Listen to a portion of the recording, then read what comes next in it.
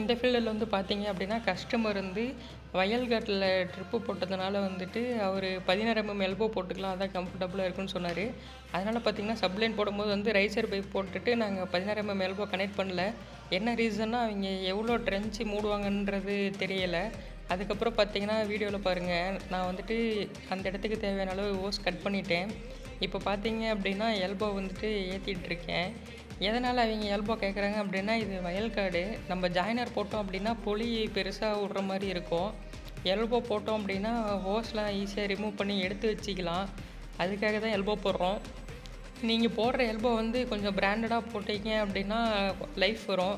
இதே local elbow அந்த மாதிரி யூஸ் பண்ணுறீங்க அப்படின்னாக்க வந்து பார்த்தீங்கன்னா என்ன ஆகுன்னா, எல்போ வந்துட்டு உடைய ஆரம்பிச்சிரும். நீங்கள் இங்கேருந்து அந்த எண்ணில் போய்ட்டு எண்டுக்கு போடுற எண்ணில் போய்ட்டு ஓஸ் நேர் பண்ணும்போது இழுத்தீங்கன்னாவே லோக்கல் எல்போலாம் உடஞ்சிரும். அதனால் பிராண்டட் எல்போ யூஸ் பண்ணுங்கள்.